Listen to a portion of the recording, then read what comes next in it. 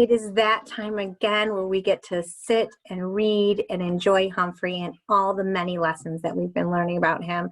I love how we are using some of the vocabulary we're using in school to describe some of our amazing characters.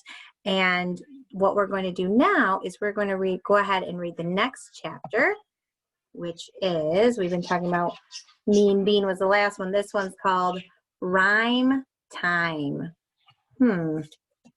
A lot of rhyming must have to do with the poetry. Let's see what happens. Chapter 5, Rhyme Time. I felt pretty proud of myself after the bus ride. Once I was back in room 26, I looked over at my pop-eyed neighbor. "Morning, Og," I squeaked to him, hoping that after the long, lonely weekend, he might be in a friendlier frame of mind. He responded to my greeting with dead silence and a grim grin.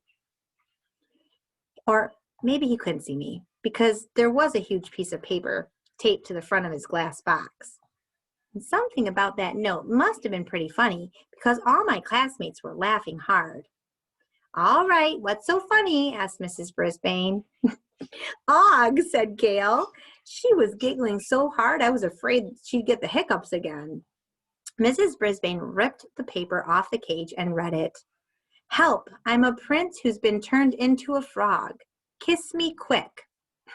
Somebody made loud smacking noises, which made everyone laugh even louder.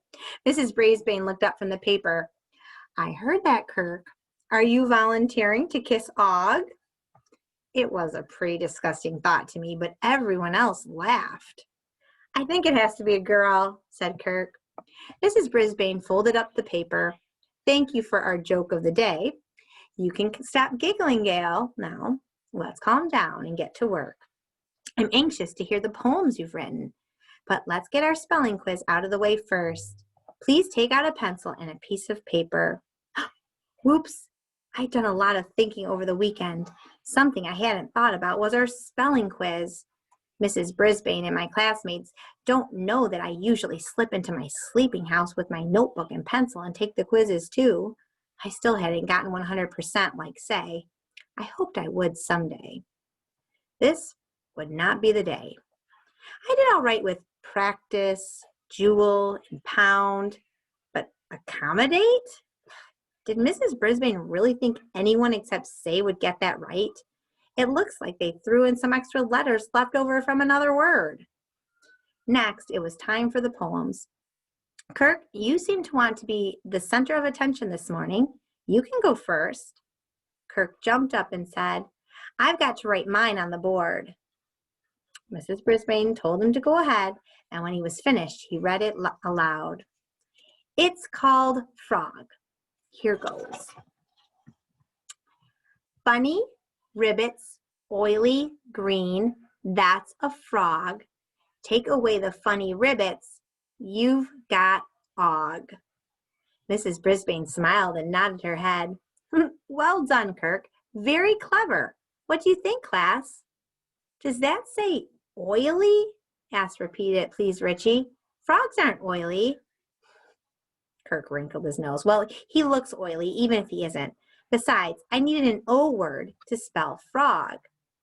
Mrs. Brisbane asked the class to help Kirk out with another O word. Did you notice? Frog.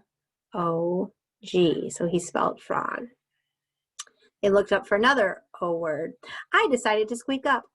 "Obnoxious, offensive," I yelled. I almost said unfriendly, but it doesn't begin with an O. No one seemed to hear me. Sometimes I wish I had a big booming voice like AJ's.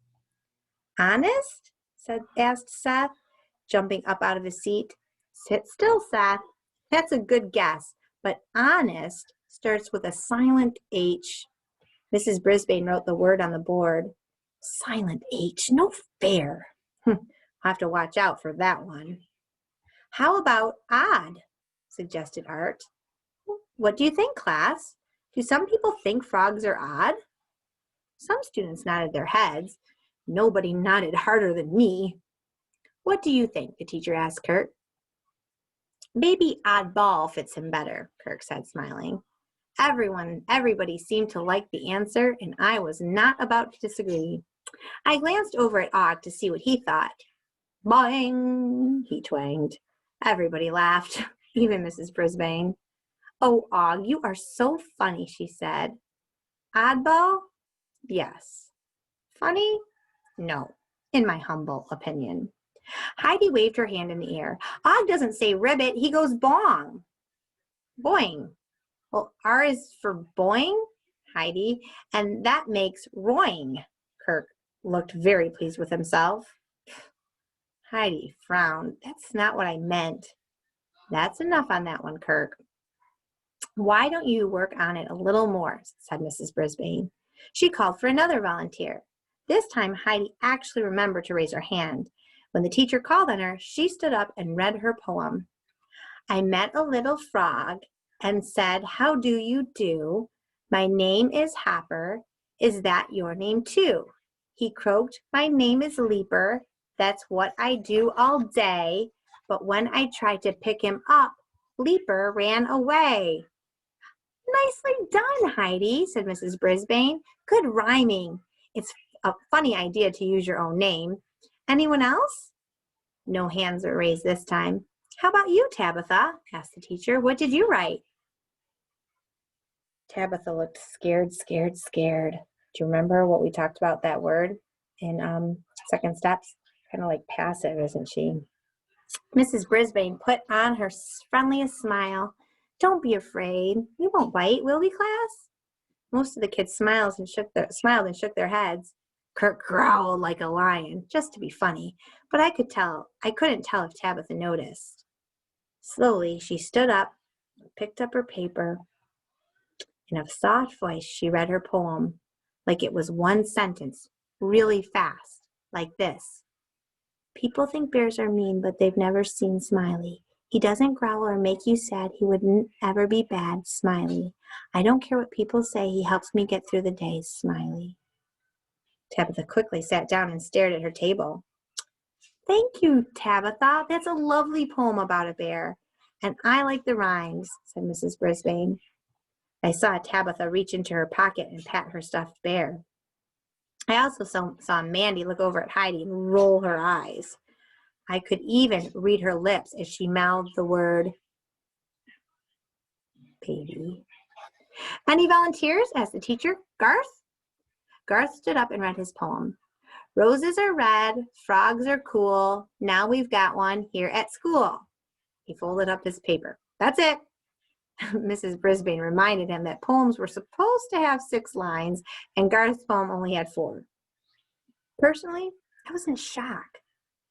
Frogs are cool? What kind of poem is that? After I helped him and AJ with Mean Bean, Garth wrote, frogs are cool? We didn't have any time for any more poems because the recess bell rang and my classmates raced to get their coats and gloves. Tabitha took her time, waiting to see that no one was watching, and secretly stashed her bear in her pocket.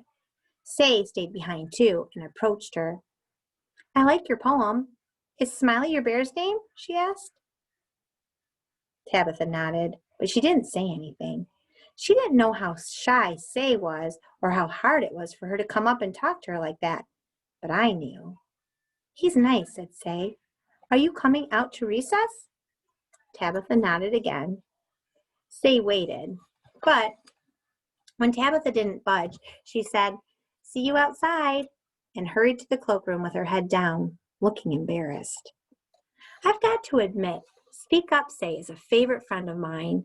To see Tabitha treat her that way made me mad. She was about as unfriendly as a frog. The new girl waited until everyone else had left the room before rising to get her coat. Later, after the students left for the day, Miss Loomis came into room 26, all bundled up in her coat, hat, and gloves. Ooh, hi, Sue. I'm ready when you are. She walked over to Og's cage. How's your star pupil doing?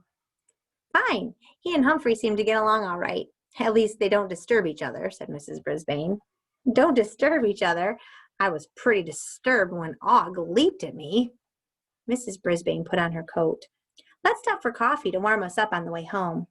Sounds great, Miss Loomis answered. I can't thank you enough for giving me a ride. What are friends for? Asked Mrs. Brisbane. After they left, I felt as gloomy as the sky looked. Spinning my wheel warmed my fur up, but it didn't make me feel any warmer inside. What are friends for? For fun and talking and helping and sharing, right? Hey, Og, I called out, peering through the bars of my cage at his glass house. I hope you've been paying attention here in room 26. I waited a few seconds to allow him to answer, which he didn't, of course. I hope you've seen what good friends the kids are. I mean, like Garth and AJ, the way they stick together, and Heidi and Gail, the way they like to giggle. Say and Miranda are pals. Art and Richie, too. Wouldn't it be nice to have fun friends like them? I didn't actually expect an answer, of course, but this time I did get something. Splashing. Splish, splash, splish. At least I knew Agla was alive. Maybe he was even listening. I kept going. Even if we can't actually talk to each other, we could, I don't know, have jumping contests. Suddenly, I had all kinds of ideas. We could sing together or make funny faces at each other. Maybe you could teach me how to go boing, boing. I almost fainted. Was he answering me? Boing, I said, though I didn't sound much like a frog. Boing to you, Og. Boing, boing, said Og. Yeah, boing, I replied. Oh, my heart was thumping quite loudly. Were we actually having a conversation? So what else is new? I continued. I waited, but there was no answer. Og? I called out.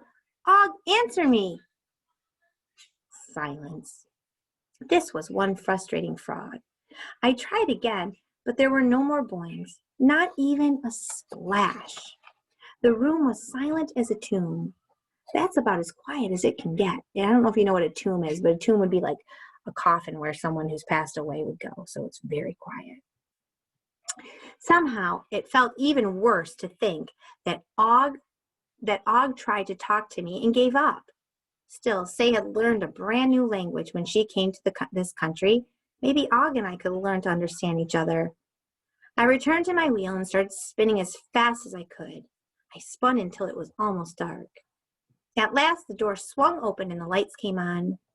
I have arrived, Aldo announced, waving his broom. No applause, please. Hello, hello, hello, I shouted. I was never so glad to see anybody in my life. Aldo hurried toward my cage, rubbing his arms. Ooh, hey, it's cold in here. They turn the heat down at night to save money, but it's freezing outside. And it's almost freezing in here, said Aldo. He turned to Og's cage. Hey, Og, how's the world treating you? When Og didn't answer him, Aldo turned back to me. He's the strong, silent type, I guess. Say, Humph, old pal, I've been thinking about that idea of getting a better job, you know. Maria thinks I should go back to school. I tried to imagine Aldo sitting at a little table all day with Miranda, Richie, and Seth. I didn't think his legs would fit. I could go to college during the day and still work here at night. College! I hoped they'd had bigger chairs there. Aldo put up a chair, so we were practically whisker to whisker. See, I went to college for a year. When my dad died, I quit because I needed to make money. I thought I'd go back, but I never did. It's never too late, I squeaked. Aldo shook his head. I'm not a kid anymore. He reached in his pocket. Maria got me this application for City College, but I don't know. City College? That's where Natalie the babysitter went. She said that's where people go to become doctors and lawyers and teachers. That's where people go to study things like psychology and get good jobs. Go, go, go, I said, hopping up and down. Maria thinks I'm smart enough, said Aldo. I just don't know if I can handle all that studying, he sighed and rose from his chair. Guess I'd better get this room cleaned out or I won't have a job at all. Aldo tucked the application back in his pocket. First, I'm going to turn up the heat. Good old Aldo. He was a thoughtful guy and a smart guy too. I hoped his wife could talk him into going back to school. I wasn't sure I could do it all by myself, and I was pretty sure Og wouldn't be any help at all.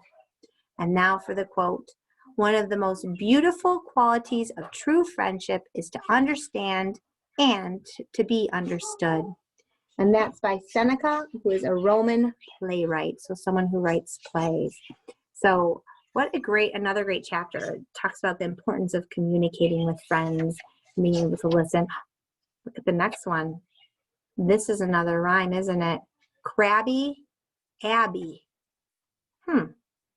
Abby. We're going to have to find out a little bit more about Crabby Abby, and we will do that tomorrow. So have a great day, and we'll talk about what you thought about this chapter.